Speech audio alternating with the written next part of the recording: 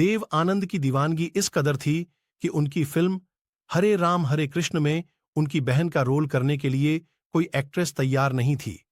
Film के लिए जब लड़कियों के स्क्रीन टेस्ट दिए तो एक्टर को उनके अनुसार कोई चेहरा नहीं मिला।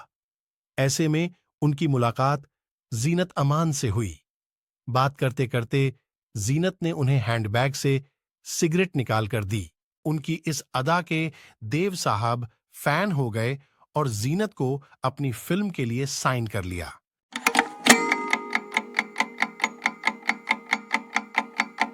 रोहित शेट्टी ने बताया कि कैसे मुंबई ने उन्हें बहुत सी चीजें सिखाईं और इस सपनों के शहर में लोगों की कड़ी मेहनत करने की भावना अलग है। रोहित ने बताया कि वह सांता क्रूज में अपने स्कूल तक पहुंचने के लिए सुबह 5 बजे की लोकल ट्रेन पकड़ते थे। उन्होंने कहा कि जब मैं सांता क्रूज में रहता था तब मेरे पिताजी का निधन हो गया और मां की बचत खत्म हो गई, इसलिए हम अपनी दादी के घर दहिसर चले गए। मुझे कभी महसूस नहीं हुआ कि मेरे साथ ऐसा क्यों हो रहा है। हमने हमेशा संघर्ष किया और कड़ी मेहनत की और मैं स्ट्रीट स्मार्ट था। मैंने ये चीजें तब सीखीं जब मैं मुंबई में बहुत यंग था।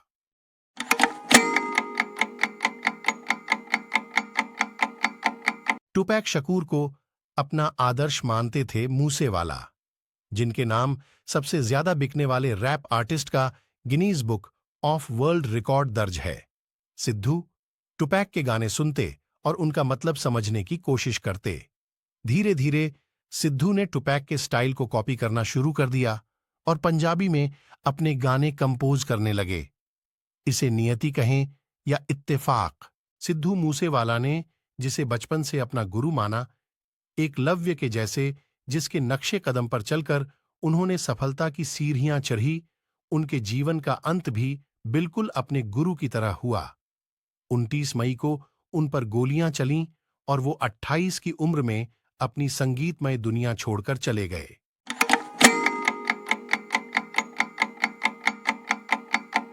दरअसल शोले में एक सीन है जब धर्मेंद्र हेमा मालिनी को बंदूक चलाना सिखाते हैं। फिल्म का ये सीन आइकॉनिक है। IMDb के अनुसार ने इस सीन की शूटिंग के दौरान धर्मेंद्र लाइट बॉय को 20 रुपये देते थे ताकि वो उन्हें जानबूझकर परेशान करें और इस सीन के लिए रीटेक हो। धर्मेंद्र ऐसा सिर्फ इसलिए ताकि वो बार बार हेमा मालिनी को गले लगा सकें। उस वक्त धर्मेंद्र ने ऐसा करने के लिए धीरे धीरे करके लगभग 2000 रुपये खर्च कर दिए थे।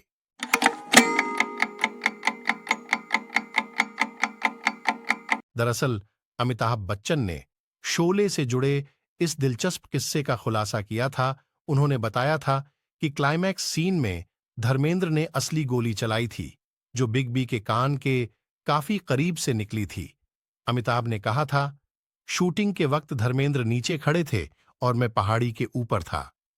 धर्मेंद्र को अपने पास फटाफट गोला बारूद उठाकर भरना था, लेकिन उनके हाथ से बार बार गोलियां नीचे गिर जातीं। इस वजह से उन्हें गुस्सा आ गया। उन्होंने गोलियों को गन में भर दिया और वो गोलियां असली थीं। उन्होंने भरी बंदूक उठाई और चला दी।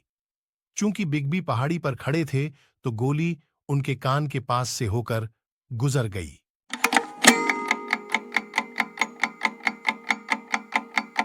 साल 1965 में फिल्म पूर्णिमा में धर्मेंद्र को मीना कुमारी के अपोजिट साइन किया गया था।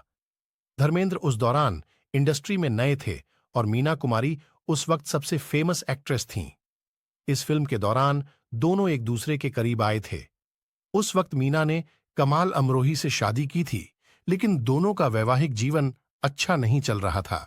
मीना धर्मेंद्र से दिल लगा बैठी थीं, लेकिन धर्मेंद्र लंबे समय तक मीना के साथ बंध कर नहीं रहे। मीना और कमाल के एक भी बच्चे नहीं हुए थे, जबकि कमाल की पहली शादी से 2 बेटे और एक बेटी थीं।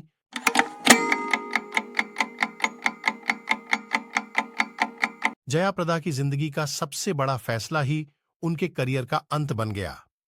22 जून 1986 को जया प्रदा ने श्रीकांत नाहटा से शादी कर ली। ये बॉलीवुड की चर्चित शादियों में से एक थी, इसलिए नहीं क्योंकि ये बहुत भव्य समारोह में हुई थी, बल्कि इसलिए क्योंकि एक एक्ट्रेस ने अपने करियर की पीक पर 3 बच्चों के पिता से शादी की थी। श्रीकांत नाहाटा ने अपनी पहली पत्नी को तलाक नहीं दिया था और इस कारण भी ये शादी बहुत चर्चा में रही थी।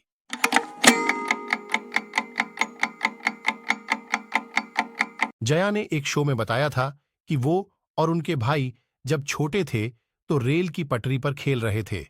इस दौरान उनका भाई रेल के नीचे से दूसरी पटरी पर पहुंच गया। अपने भाई को ऐसा करते देख जया का भी मन दूसरी पटरी पर जाने का किया। जब जया उस तरफ जा रही थीं, तभी अचानक ट्रेन चल पड़ी और वह ट्रेन के नीचे फंस गईं। जया ने बताया कि जब ट्रेन के नीचे वो आ गईं, तो उनका भाई जोर जोर से चिल्लाने लगा और ट्रेन रोकने की गुजारिश करने लगा। जया खुद तो इस दौरान काफी घबरा गई थीं और पटरी पर लेट गई थीं। हालांकि दोनों बच्चों की आवाज सुनकर ट्रेन चालक ने गाड़ी रोक दी थी।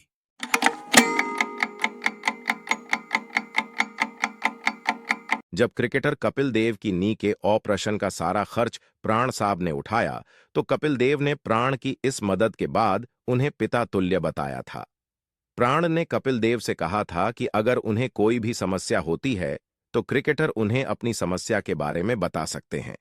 उन्होंने दिग्गज क्रिकेटर से कहा था कि वह उनके इलाज का पूरा खर्च उठाएंगे।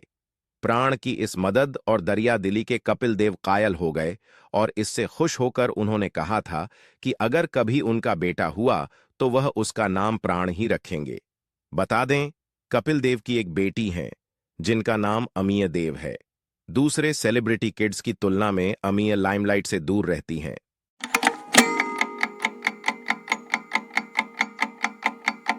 एक बार प्राण ने कपिल देव की बहुत बड़ी मदद की थी, जिसके चलते बॉलीवुड के सबसे खतरनाक विलेन क्रिकेटर के लिए उनकी जिंदगी के सबसे बड़े हीरो बन गए। बात उन दिनों की है जब कपिल देव भारतीय क्रिकेट की दुनिया में एक तेज गेंदबाज के रूप में पहचान बना चुके थे। इसी दौरान कपिल देव को एक नी इंजरी हो गई। तब भारतीय क्रिकेट कंट्रोल बोर्ड के पास इतने पैसे नहीं होते थे। ऐसे में कपिल की सर्जरी के लिए पैसे जुटाने की समस्या आ खड़ी हुई। ऐसे समय में प्राण हीरो बनकर सामने आए और कपिल देव की सर्जरी का खर्च उठाने का फैसला किया।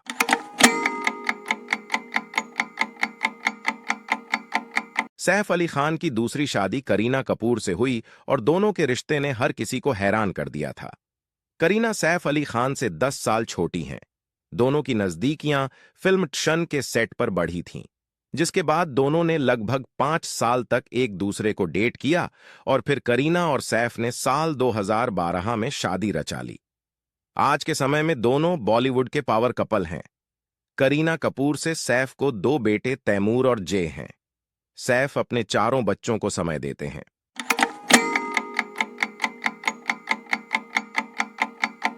सैफ अली खान ने जब अमृता सिंह से शादी रचाई थी, तब वह महज 21 साल के थे और अमृता 33 साल की थीं। इसी वजह से दोनों की लव लाइफ काफी सुर्खियों में रही। दोनों की पहली मुलाकात एक फिल्म के सेट पर हुई थी। उन दिनों अमृता टॉप एक्ट्रेस थीं और सैफ करियर शुरू ही कर रहे थे।